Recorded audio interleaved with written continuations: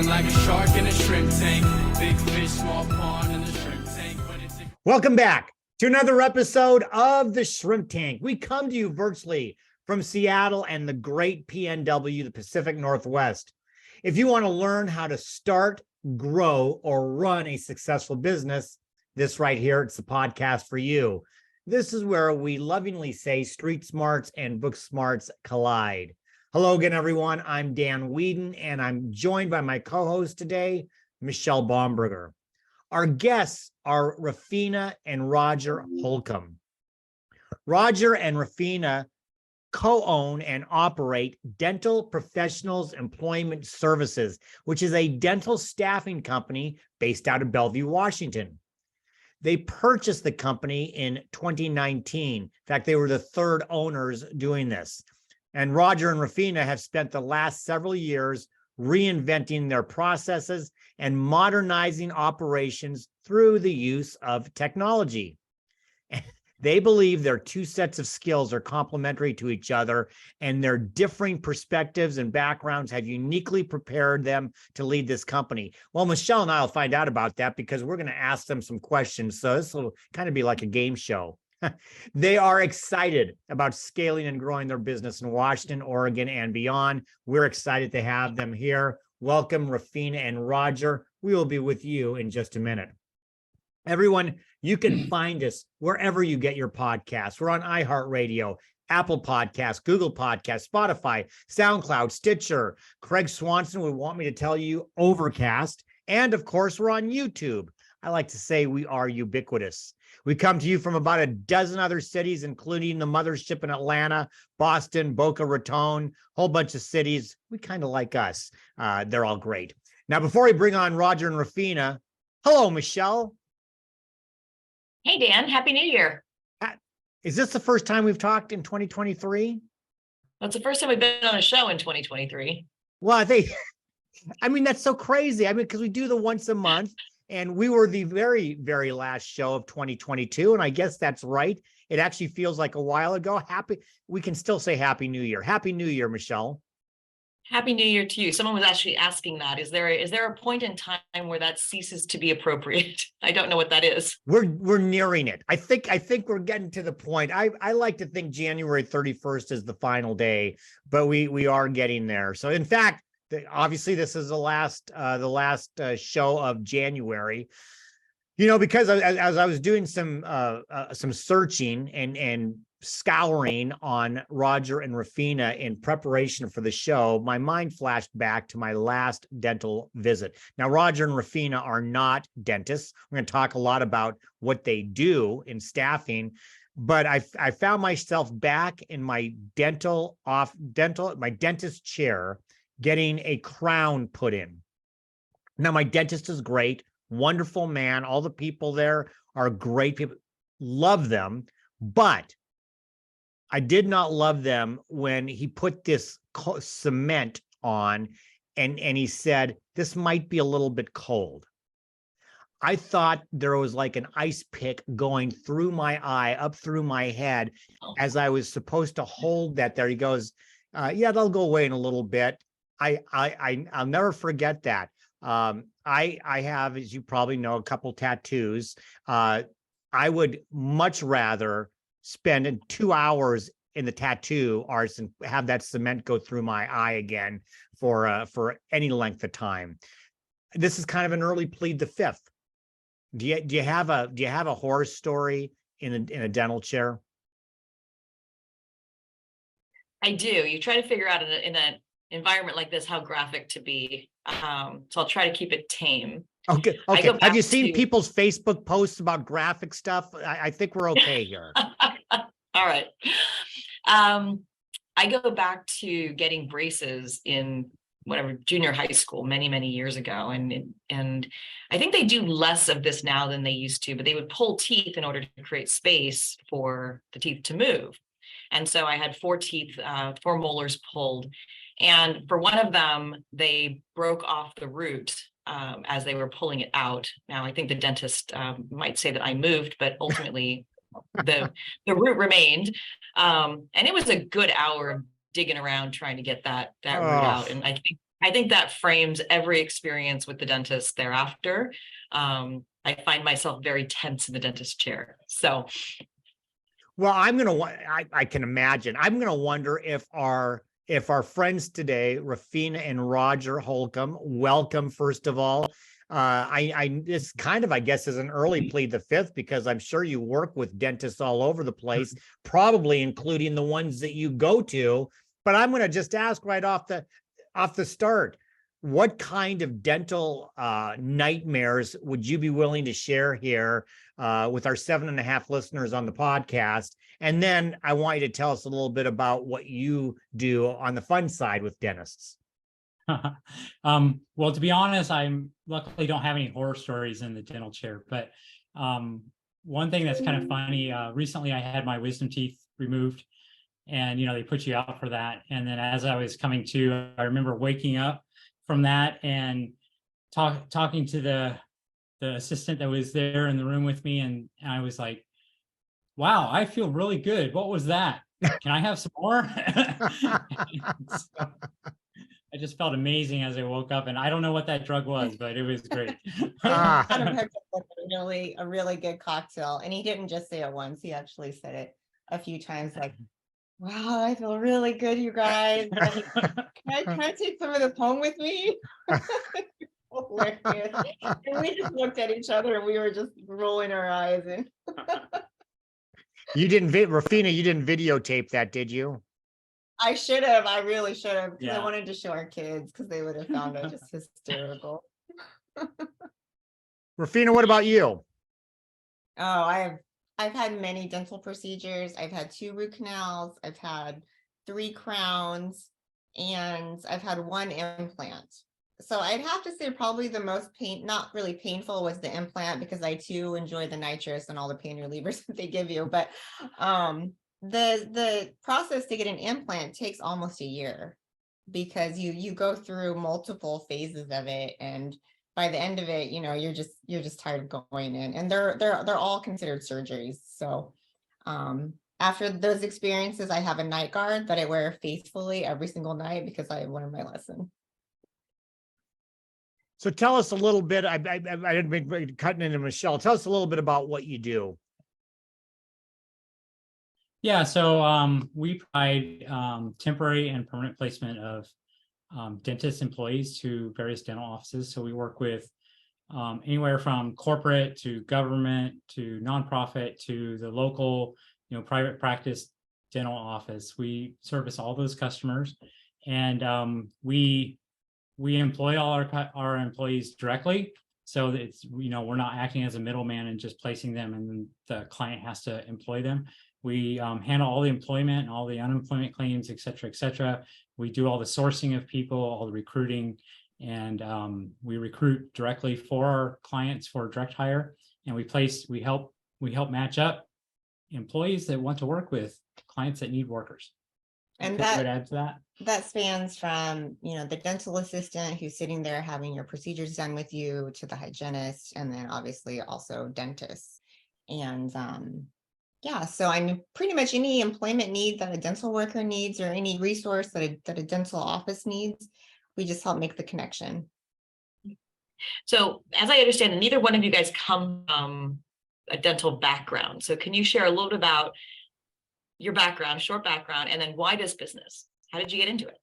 Yeah, so I worked 13 years at Microsoft in finance, and a couple different business units, but the one that I would call out is I spent 5 years in Japan. And when I was in Japan, I was basically a mini CFO for the business unit for their consulting and services business. And so that's another business where you're essentially selling people resources to customers to provide a service, right? And so it's a little different than staffing and how that works, but very similar. And so after I finished my time at Microsoft and was ready to move on to something new, what I had always dreamed of is owning and running my own business. And so we connected with a business broker who's what's his name again? John Martinka, thank you. And Michelle, I know you work with him too.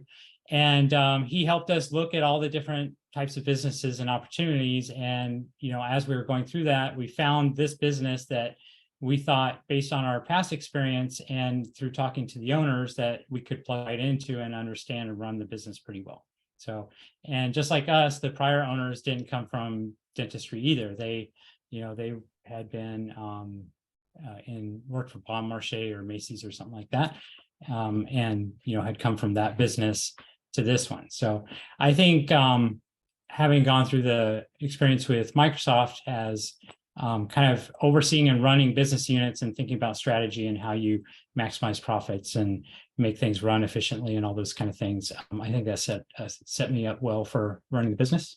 How about you? Yeah, and I just wanted to mention that working with a broker like John Martinka is actually really great because, a lot of people want to be their own boss and start their own business, but it's a lot harder to start from the ground up, like from a fresh idea, no customer base. And buying an existing business that's doing well and that has a staff and it has a customer base, it's just a really smoother transition into owning your own business. Now, our timing was a little interesting because we bought it right before COVID. So that was a little interesting to handle as new business owners. But I just wanted to mention that perspective of buying an existing business is really a really easy way to transition into being your own boss. My background is in corporate project management with Capital One, and then I'm also a licensed attorney. I went to law school and worked in New York for several years before moving out to Seattle. And I moved for personal reasons, and I ended up meeting this guy. And it just so happened that the timing was such that he had been looking for businesses when I met him. And we just decided, hey, let's do this together. We have a completely different set of skills and perspectives. And it's interesting when we're in meetings sometimes because his perspective comes in from the finance side and he's thinking about, what the business wants to accomplish. And my attorney side is going, well, I don't know if that's exactly the way that we should do it because we have to think about all these other risks or laws that might impact our decision. And so it's always, it's a great combination though, because we kind of somehow meet in the middle. So we're not totally risk averse, but also not just like flying by the seat of our pants all the time. And of course, we have resources such as yourself, Michelle, and your firm, and they're extremely helpful to us. Mm-hmm. But so well, yeah, go ahead. Please finish. I just feel like between the finance, the project management, legal, that kind of all meshes together, and we have a really complementary set of skills that really helps us lead the business. Well, I was going to say, John, I know John really well. He's a good friend. He got a lot of love here. I might have to talk to him about becoming a sponsor of the show and share that with him. So question I have around staffing. I know that staffing for all industries since, really since COVID has been a challenge, has been difficult. I'm wondering that in the field that you're staffing for, because of the licensing and the requirements that are needed for so many, whether it's a dental hygienist or somebody else, is it even harder? Yeah, well, there are a lot of credentials and licensing, like you said, that goes along with working in the dental field, and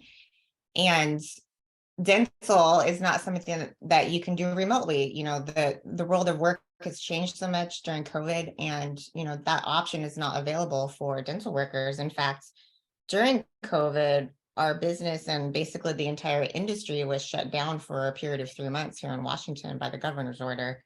And so, that hit a lot of people hard. We saw a lot of folks that were kind of on the verge of retiring, going ahead and making that move maybe a little bit earlier than they might have. And the environment that went even into COVID was that, like many other industries in the country, there's a shortage of workers and a lot of demand for skills. Mm-hmm. And I certainly think that COVID exacerbated that.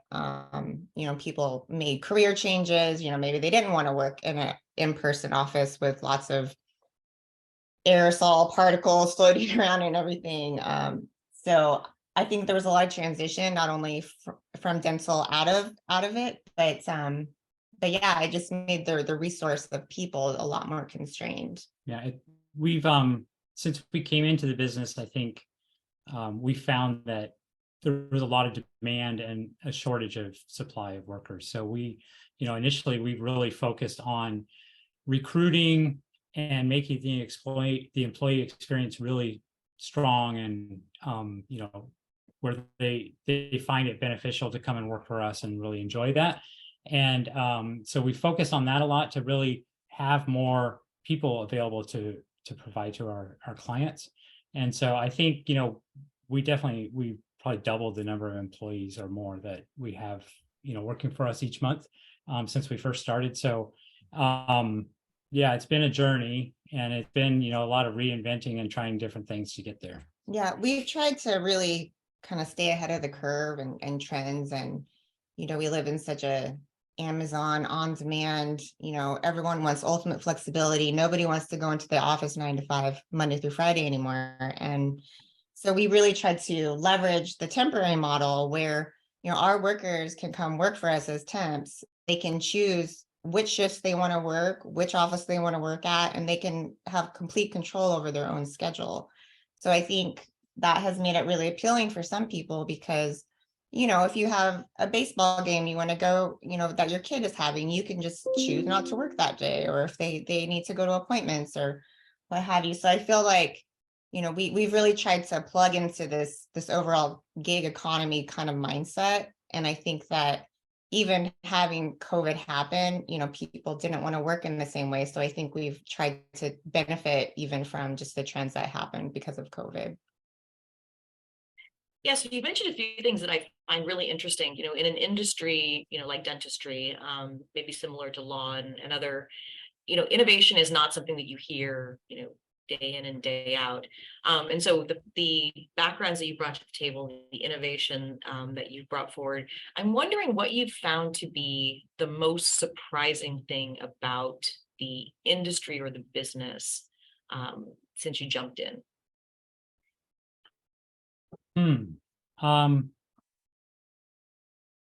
It was, I think, we got lucky. We came in with a staff that knew what they were doing, and really strong staff from our predecessor owners. So, it really helped us come in, and the everything was in place for it to keep rolling. And so we've just really focused on how to transition the business from, where they were to where we see the future. So it's, I think, probably the most surprising thing is how long it takes us to get that journey done.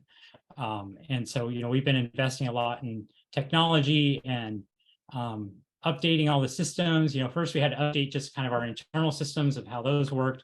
And then we've pushed out like an app and portal to our clients so they can get more information, and the employees have a little more control over how things work, and which, see which jobs are available. But the journey to get there, just you think you're going to get there a lot faster than you will. And it's just constantly, trying to push those things forward. And then as you're going down that path, there's always some new thing that comes up that, is kind of a roadblock that we have to go and tackle. So. And there's no one technology product that will handle all of our needs. And so we've had to basically, I guess they call it a tech stack, where you have several different technology providers to provide a certain need for you. But then, it doesn't do this one other thing that you really need, or you want to change something, or, you want to keep growing it. And so you have to keep adding onto it, and they all have to talk to each other. You can't have any, there's no one size fits all kind of technology product. And so, and technology changes so fast that, we're fortunate to have the partners that we do have to work on our business. Mm-hmm.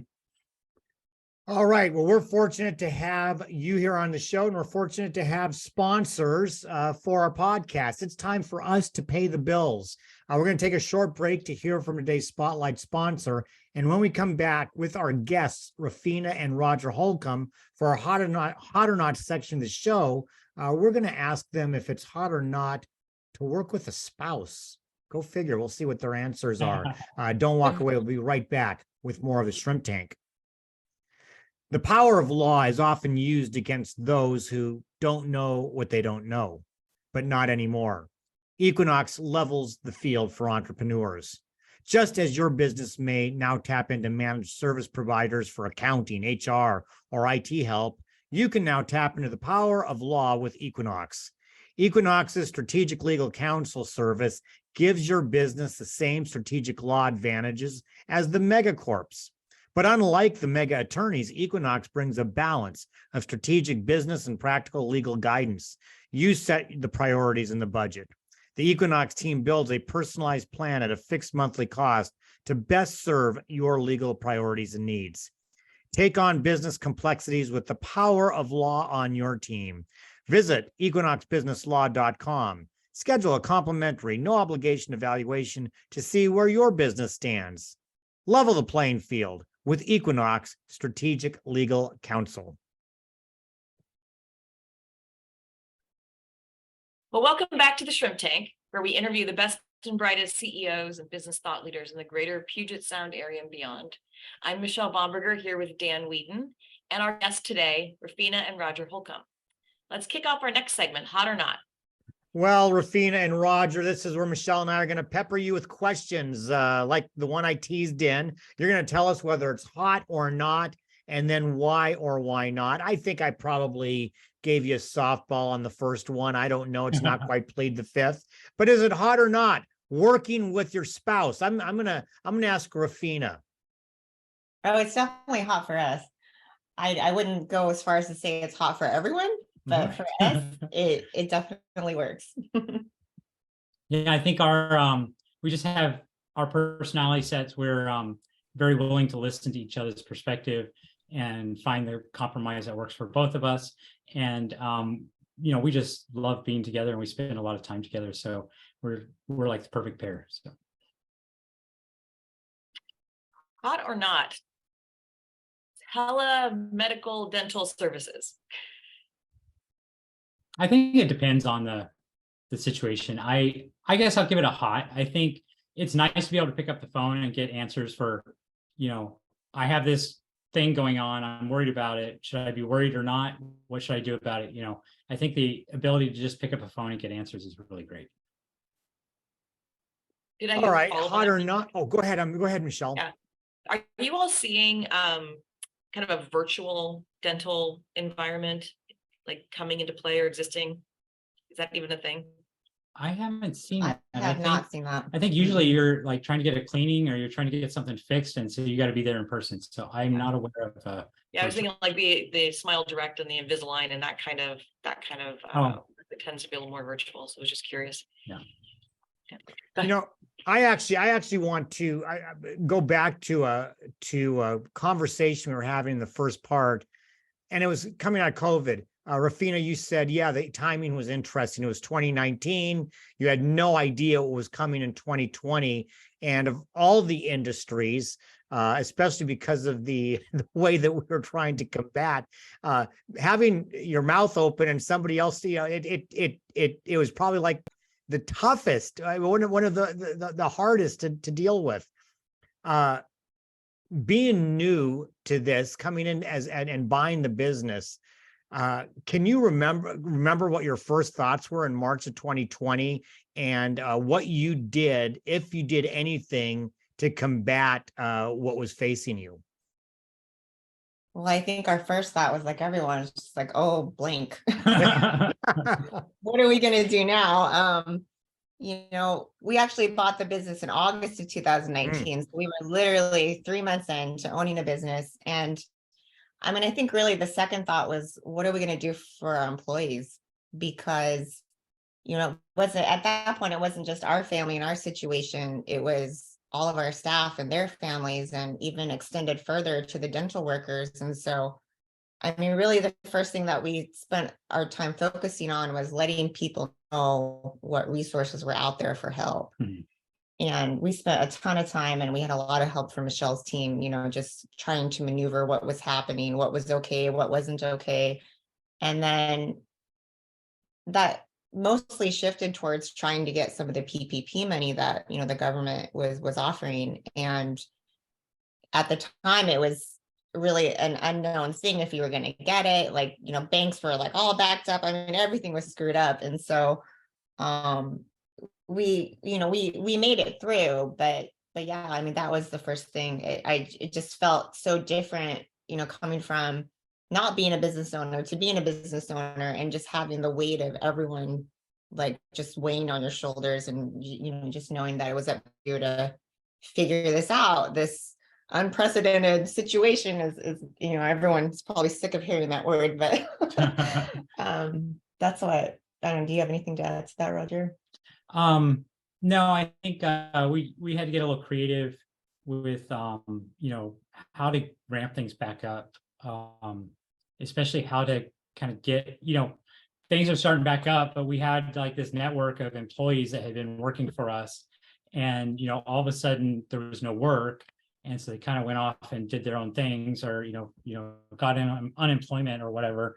And then as things started to ramp back up, demand came back pretty quick, but the employees didn't come back real quick. So one of the things we tried to get creative with how we use that PPP money to like create incentives for the employees to come back. So we had bonuses where they would get like a certain, I don't remember exactly the details, but we had a % bonus on top of their normal earnings that over during the time period that money was eligible for, we would give them an additional bonus for coming back to work. All right, hot or not, second careers. Definitely hot. Yeah, I think it's good to pivot, do something new, have a different experience, but leverage what you've learned before. And I think doing the same thing your whole life can get a little stale, so it's good to challenge yourself and do something new. All right, hot or not, peer networking groups. I don't know if you're in one or not, but hot or not? Hot, definitely for the new owner. I think a lot of the decisions and certainly access to technology came from our association with the American Staffing Association, ASA. And in October, right after we bought the business, we attended the conference in Las Vegas, and that's where we met basically all of our initial new technology providers there in the vendor hall. Mm-hmm. And it really just helped us think about the staffing industry as a whole, and to kind of get ideas from people who have been doing it for many, many years. And there's opportunities for mentoring, and it just really opened our mind to what was possible.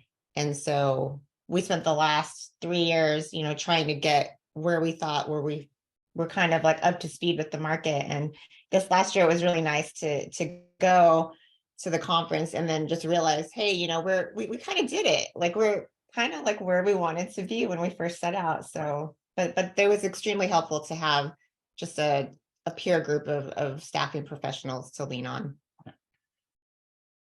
Great, hot or not, PEOs or professional employer organization structures. I would say hot, and actually that's a business model we've thought about branching out into. So for example, the way that would work for us, and this is probably a bit out in the future if we were going to do it, but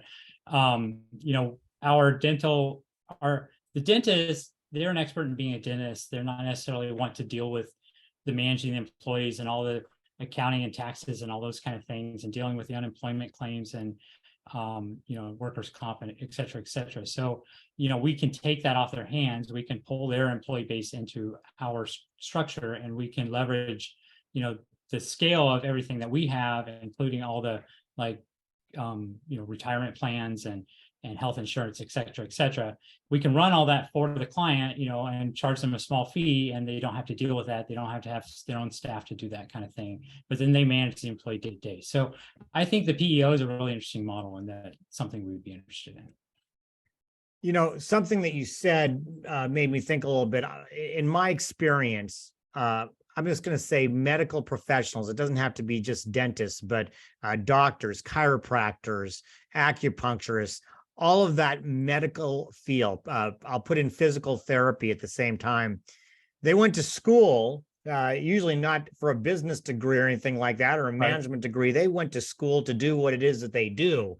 And they are the business that they are the ones that are driving everything that happens. And sometimes, or I'm not gonna say some, often or almost often, they're really tough to get a hold of. they're really tough to have people of any type, get to meet them. I have to even think for you, and you're trying to help them in a way to help free that up. I got to think that that's probably even difficult for you. How do you go about not only getting them as clients, but also having staffing people know that you exist? What's your marketing plan? So I guess it's multifaceted. We, go to a lot of trade shows and different, industry networking type things. So we leverage that. Referrals and word of mouth are huge for us. And so, the clients and employees that we work with, they tell other clients and potential clients and employees about us.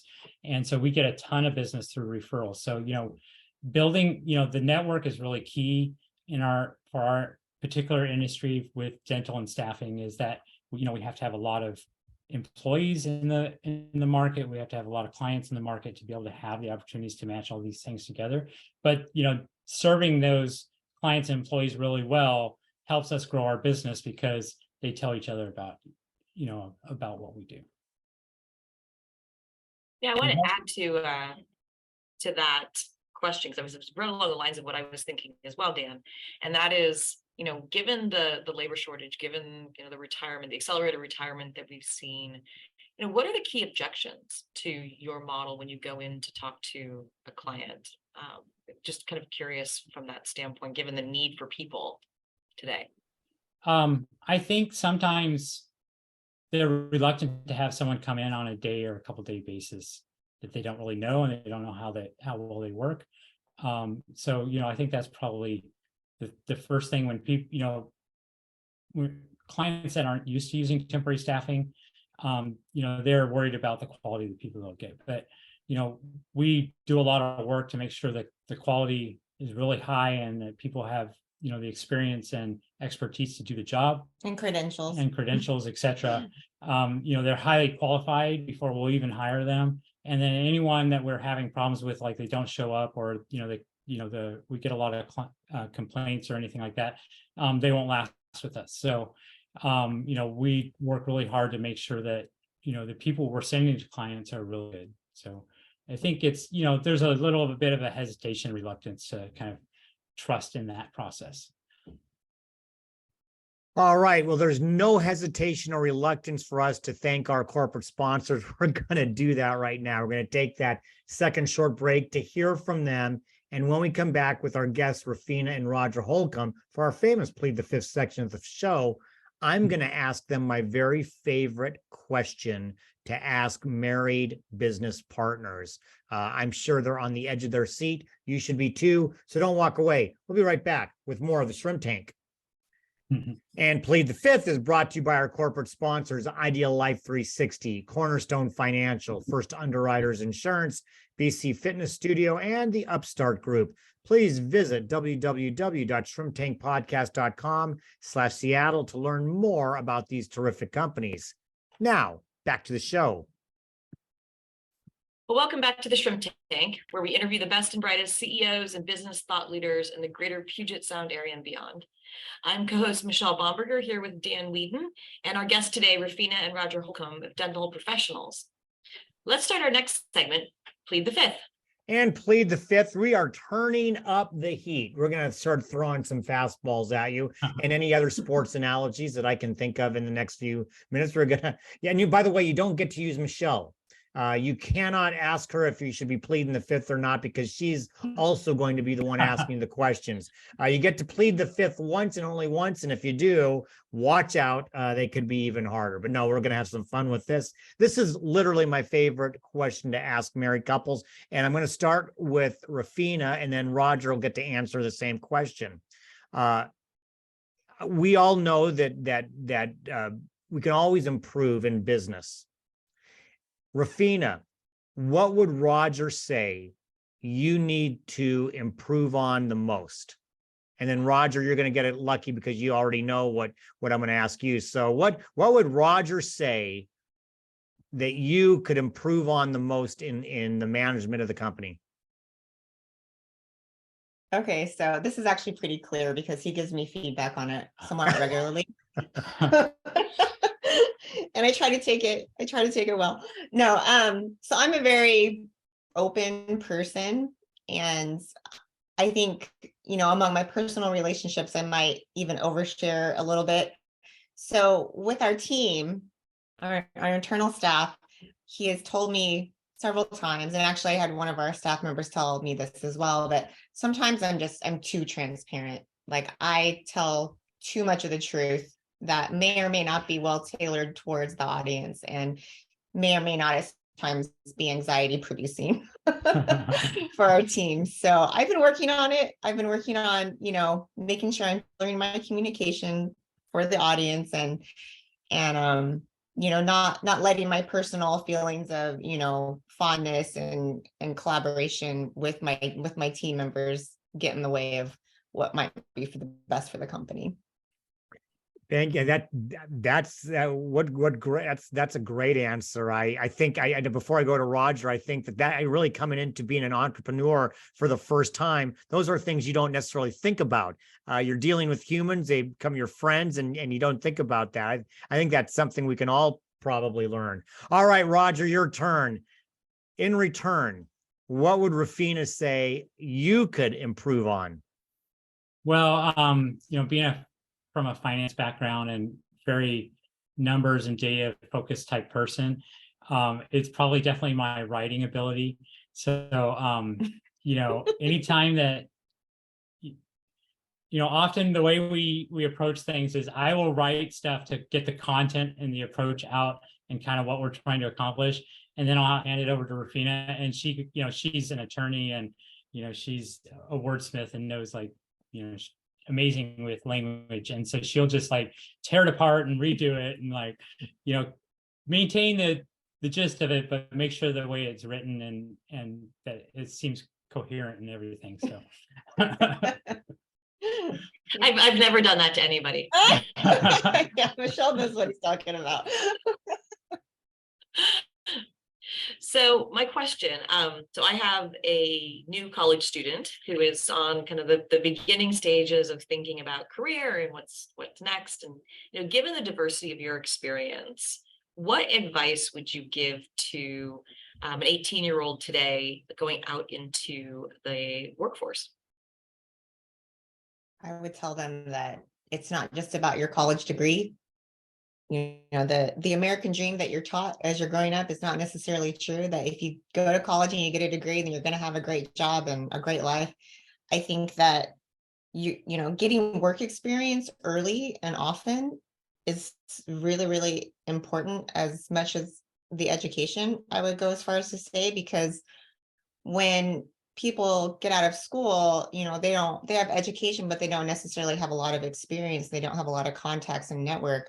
And an employer such as ourselves, we're not looking for, and our clients are certainly not always looking for, someone that they have to train. People in the business world they have a need and they need to fill it, and they want to fill it with someone who can hit the ground running and isn't going to need a lot of training. All right, then. How about this? Plead the fifth. What is the best book of any genre that you've recently read? I mean, I don't want to go back all the years of your life. What's the best book you've read? But maybe what book has most resonated with you recently, either professionally or personally? I would say for me, it's The 4-Hour Workweek by Tim Ferriss. And, I'm not in a 4-hour work week or anything like that, but it's really about, a lot of that is about controlling your destiny and, like, inventing your future. And that just really resonated with me. My friend Eugene Cow introduced it to me, and we, for like 20 years or so, we've bantered back and forth on business ideas and different things that we could go after to try to achieve the 4-hour work week, but really just life independence. And so that's probably a book that had a lot of impact on me and how I approach life. I really like that, because I remember reading. Go ahead. I was going to ask if Rufina had one that she wanted to share. Oh, I mostly read fiction, but I was thinking of the book that we read when we bought the company that had the EOS system. Right. Traction. Traction. Yes, Traction. thank you. Yes, thank Yeah. you. That book was very, very helpful just to create a way of thinking about organizing your business and ensuring that you're working on the right things at the right time and making sure that you're, leading towards a goal. Highly recommend that book. And Also Michelle, I know you recommend have, I was going to mention, I love reading fiction. I read all different types, and I think that there is great value. This is me on my soapbox, great value in reading a variety of books, and especially non-business books to help any entrepreneur. Michelle, I'm sorry, I didn't mean to interrupt. No, you're good. I think this is actually a fantastic conversation because I love fiction. I have a really hard time getting through business books. Mhm. And it was like, oh, I just listen to them. But then I can't take notes if I listen to them. I don't have a book to write in. I don't have a dog ear. But to your comment, Roger, about the 4-hour work week, I love your perspective on what it really is about, because I almost wanted to throw it out the window going, this is so unrealistic. I can't believe that this is even like suggested. But when you boil it down to what is the purpose, like what are they really trying to communicate? I think it can resonate in a different way than how ridiculous it felt to me when I was reading it and working nowhere near 4 hours a week. So I have a follow-up question. What is your reaction to the word impossible? I don't know. To me, it's like someone's taking a negative point of view on something and they're like, oh, that's impossible. There's no way it'll ever happen. I don't think that's ever true. I guess there's some things in life that could be like that, but for the most part, if you want to accomplish something, you need to just go after it and figure out how to get there. And you may not get all the way there, but you'll accomplish something along the way. So that's my opinion. Anything to add there, Rufina? Yeah, I have a very visceral reaction to that word because I don't think we should ever place limits on ourselves. If we lived our lives thinking that most things were impossible, we would never get there, we would never grow, and we would never really experience life to the fullest. I think that's a great way to wrap us up today. Thank you guys both so much for being guests here on the Shrimp Tank. For our listeners who want to get in touch with you or learn more about dental professionals, how can they get more information? So they can contact us by email, either Rufina or I, just our first names, Roger or Rufina, at dentalp.com. So dentalp.com. Great. And for our listeners, make sure you check out all the replays at shrimptankpodcast.com/Seattle and wherever you get your podcasts, iHeart, Google, Spotify, Stitcher, and more. Please follow us on our show's social media pages, YouTube, Facebook, and Instagram as well. I love the more, and more. Is that a new thing for the new year? Is that going to be a trademark? I don't know. You mentioned something that Craig said earlier on the show, and I'm like, that's not on my list. So there's more. I love that. Hey, I also loved Rufina and Roger. Thank you for being on the show. Really enjoyed getting to know you and your business. Thank you for sharing with us. Michelle, as always, thank you. I'll see you next month. Everybody else, do exactly what Michelle said. Like us on our Facebook page. That's where we live stream every Wednesday at 12 p.m. Pacific. Our next show will be on Wednesday, February 1st. Our guest will be Sammy Azari, and the guy we just talked about, Craig Swanson, he's going to be my co-host. In the meantime, be safe, be well, and be prosperous, because until next week, the shrimp is back in the tank. So long. I've been feeling like a shark in a shrimp tank. Big fish, small pond.